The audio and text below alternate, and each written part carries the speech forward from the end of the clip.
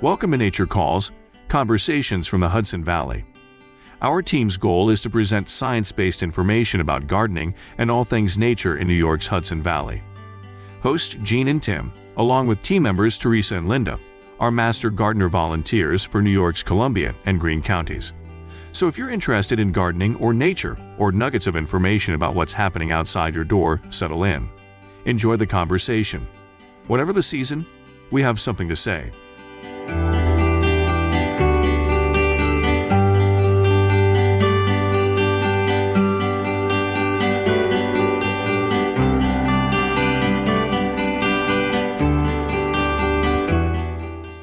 Hi, I'm Tim Kennelty. And I'm Jean Thomas. And welcome to Nature Calls, Conversations from the Hudson Valley. Hey, Jean, we've got a really cool episode, don't we? Yes, indeed. The mighty oak. The mighty oak, yeah. We're doing a round table. The whole team is going to talk about oaks. And who doesn't want to talk about oaks? Oaks are like the most amazing tree. It's probably the most important tree for wildlife that you can plant or have on your property. Don't ever cut one down. They support really hundreds of different caterpillars that then in turn support the birds. So very, very cool. And the caterpillars eat the trees and the birds eat the caterpillars. And I'm getting hungry for some melon. Annie joins us with Patch to Plate and starts talking about melons, which are probably coming due right about now. She starts with watermelons. I'm impressed that you could segue from caterpillars eating oaks to us eating melons, but I agree. Yeah, melons are the best. Subtlety, it's my forte. And then we talk about cantaloupes and honeydews. And I never probably paid attention enough to know that they're like totally different colors, and I should know the difference, but I never did. And they have very distinctive tastes, especially if you're a melon connoisseur, but I love all melons. And Annie can grill them. I never thought of that. You're making me hungry again, Jean. Let's go grab some melon and listen to some stories. Terrific.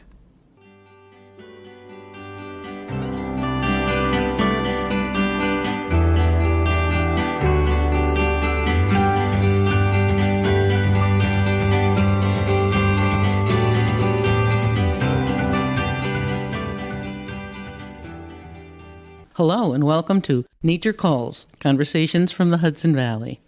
Today we're having another one of our patented roundtables. The subject is so big we need the whole team. I'm Jean. I'm Tim. I'm Teresa. I'm Annie. I'm Linda. Okay, what are we talking about today? Oaks. Yes, that's a big subject. We've all heard of the mighty oak. I think we all have our own very personal take on oak trees. I have an oak tree that was about 300 years old, and for 3 years I watched a hawk family raise their babies and watch the babies take their practice flying lessons. You haven't lived till you've seen a baby hawk fly. Well, it's more the landings that are the entertaining part. I have an oak story, too. I had the great fortune of growing up next to my grandmother. When my folks got married, she split her lot, and they built the house that I grew up on that second half of the lot. And between our homes was a gigantic double oak that all of us kids lived in. When I think of oaks, I always think of firewood. My husband and I have a wood stove that we use, and my husband is always looking for oak trees when they fall to cut up for firewood. But we recently were on a trip to Australia, and I saw an oak garden where they actually took the fallen oak tree and planted all around it, created benches from the trunk, and it was beautiful. Nice. So my oak story is right after 9/11, we obviously had a really devastating time, and we were living in the city, and we had our house in Columbia County, and we came up for refuge and stayed at the house, and I went into my garden for refuge, and I was at the nursery, and they had oaks. So I bought 2 oaks and planted them in memory of the people who died in the Twin Towers. And they are beautiful, tall, mature, wonderful trees. And I think of it every time I see them. That's a really nice story, Tim. Poor Linda can't tell us any oak stories. She has persimmon stories and almond stories and mango stories. Come on, Linda, tell us a non-oak story. Well, when we were in Bangkok, there was a mango tree right next to the house, and I would crawl out of the second floor bedroom window and pull mangoes off the tree and have them very fresh. Wow. So she was ornery then, too. I can actually visualize that. Yeah, totally. Linda, by the way, is an Army brat, so she just missed the opportunity to grow up with oaks like the rest of us. So oaks belong to the botanical family Fagaceae, which includes the three main groups of beech, oak, and chestnut. They're flowering trees, and most produce nuts. Oak flowers are unique. The trees bear both male and female flowers, and the catkin formation is very common in the early spring, often used for foraging bees. Even though they are wind-pollinated, foraging bees use them. Well, in regard to the oaks, here's some numbers. There are 300 species of oaks worldwide, 55 of which are native to North America, most in the eastern U.S. 16 are native to New York State, and they're the largest group of native forest trees in the state. Wow. But an oak is an oak, right? Wrong. Oaks are valuable in a lot of ways. They're valuable as lumber and firewood, as ornamentals, providing shade for people. But for those who are concerned about things like pollination and preservation of the species in a world threatened by global warming, they are superheroes. Doug Tallamy, ecologist who popularized the keystone species philosophy, records that a single oak can harbor over 900 species of insects, birds, and animals. The stage of their life cycle that involves the oak host is vital to their survival. Let's look at the even bigger picture. Forests are the lungs of the planet, and oaks are a significant portion of many of these forests. A forest develops over years, going from bare soil, whether open fields or undeveloped areas. The first stages are composed of pioneer species like annuals, forbs, and small shrubs. Then comes the intermediate stage of small trees and understory plants. And finally, the climax species are grown enough to dominate. And these, of course, include the mighty oak. The entire succession can take a century or more, and an individual oak can live for several hundred years. Bear in mind that humans can accelerate the process as successfully as we have interrupted it. We can plant and nurture many different species of oaks to serve as stewards of the earth and really pay back for some of the damage we've already done. In nature, oaks often take as long as 17 years before they bear their first crop of acorns. There are vast differences in sizes and shapes and even leaf form. So here are the two major groups, white and black. White oaks have sweet-flavored acorns. Leaves with rounded lobes, and their acorns mature in a single season. They include the white oak, swamp white oak, bur oak, and chestnut oak. Red oaks have bristly tips to their leaves, and the acorns are noticeably bitter, and they require 2 seasons for the acorns to mature. These include, of course, the red oak, but also the black oak, scarlet oak, and pin oak, too. Sometimes in the winter you can see the immature acorns waiting for the next season to ripen. But all oaks are not enormous. There are smaller varieties and hybrids that will remain manageable in the home landscape, like shrub oak, and there's a town called Shrub Oak actually in Westchester County. They can get this to the size of an ordinary maple, for instance. There are several non-native types of oaks, too, like the English oak, but you probably want to plant those native oaks instead of the European ones. They need room, but they don't have shallow roots that'll buckle sidewalks like some street trees that have outworn their welcome.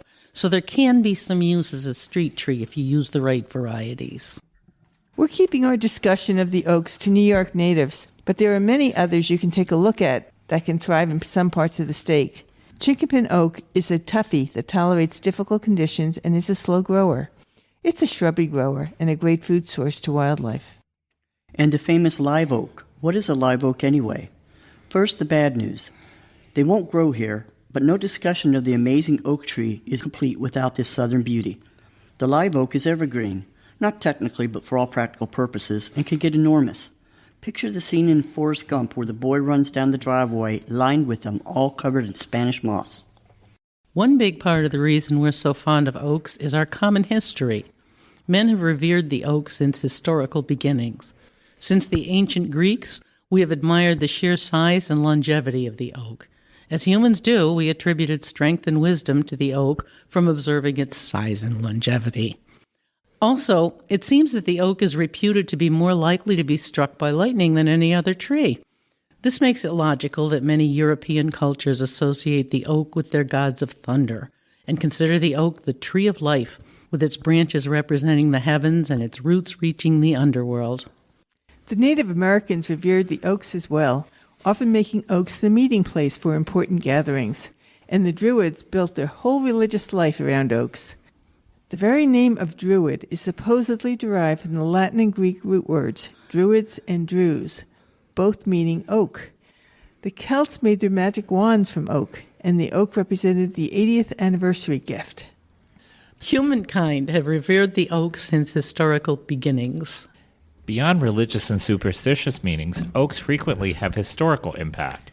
In Athens, Georgia, is a tree that owns itself. Its owner was so fond of it that he deeded it autonomy in his will.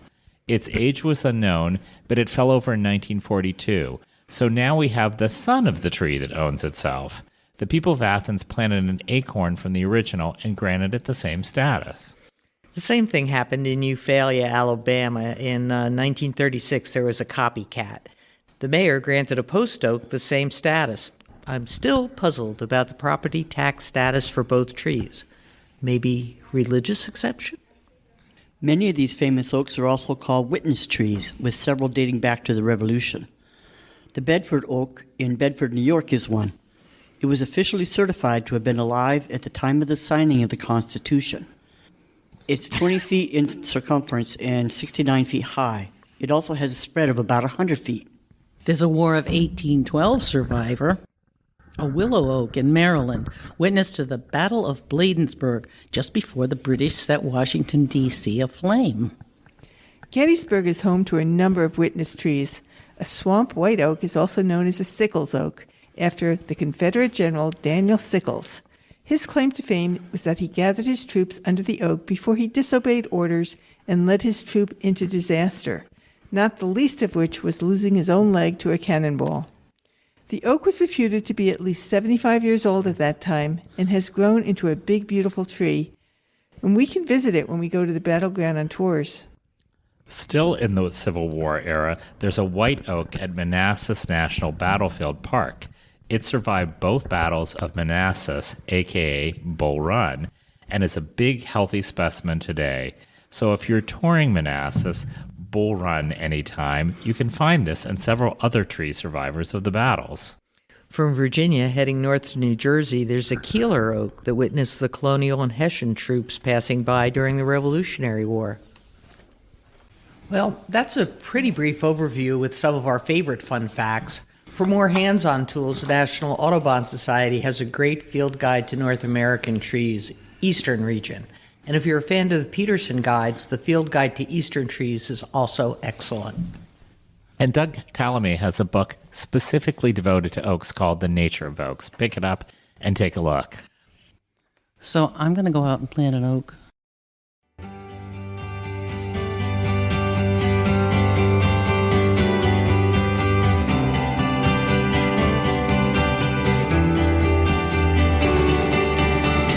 You're listening to Nature Calls, conversations from the Hudson Valley. Stay tuned for Patch to Plate.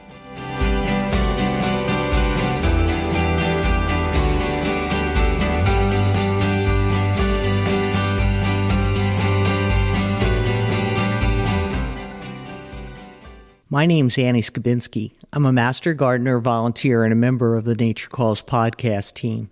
In today's episode of Patch to Plate, I'm going to talk about melons. I want to talk about a great tool that Cornell's made freely available to New York gardeners.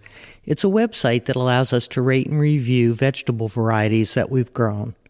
I think of it as Yelp for vegetables. It's called Vegetable Varieties for New York Gardeners, and it's a citizen science program. It allows you to search fruits and vegetables by keyword. In this case, I searched for melons, and then was able to check out the varieties that have scored well with other New York gardeners. To be listed, a variety has to have a minimum rating of 3.5 on a scale of 5. You can limit your search to varieties that have scored, say, 4 or 5 only.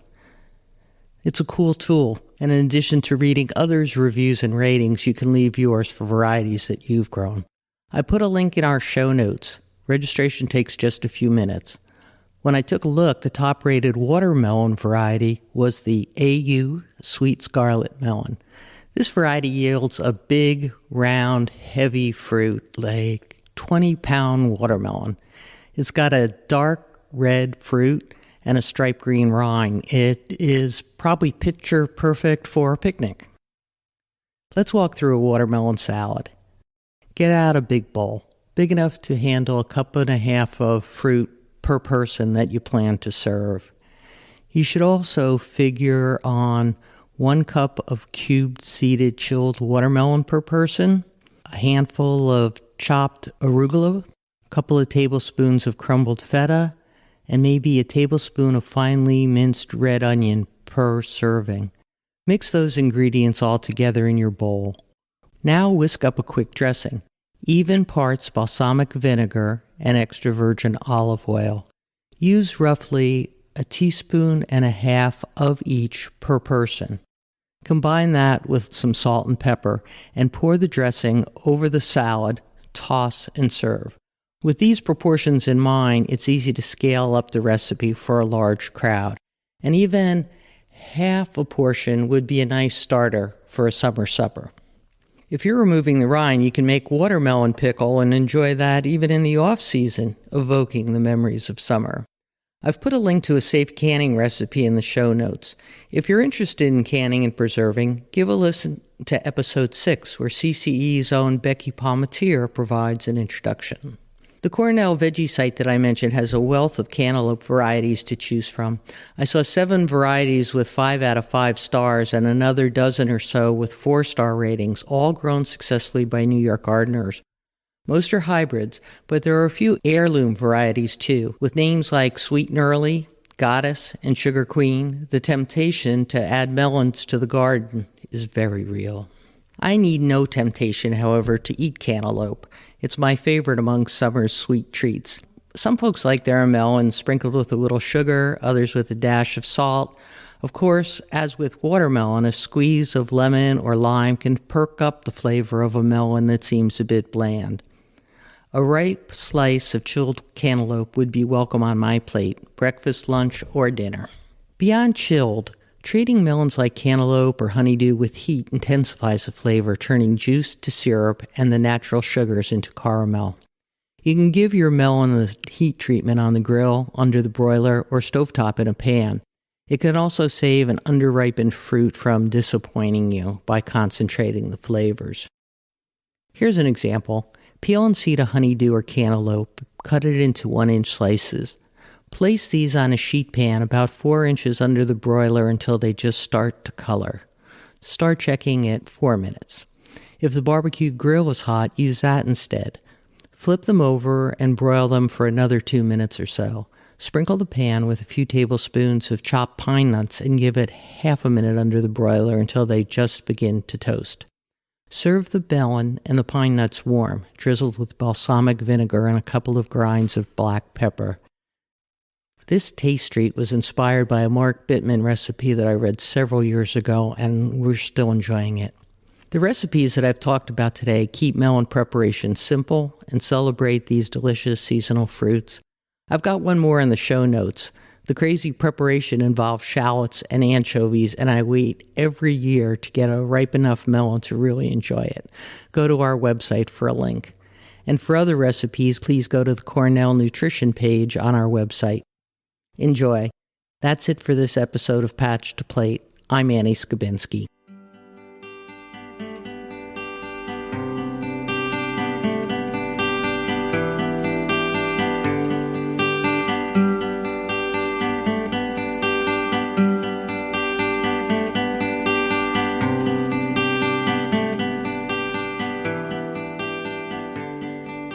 That concludes another episode of Nature Calls, Conversations from the Hudson Valley.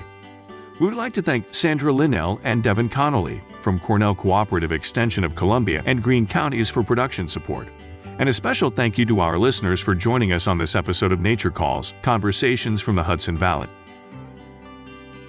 You can find links to any of the topics mentioned in this episode at our website at ccecolumbiagreen.org.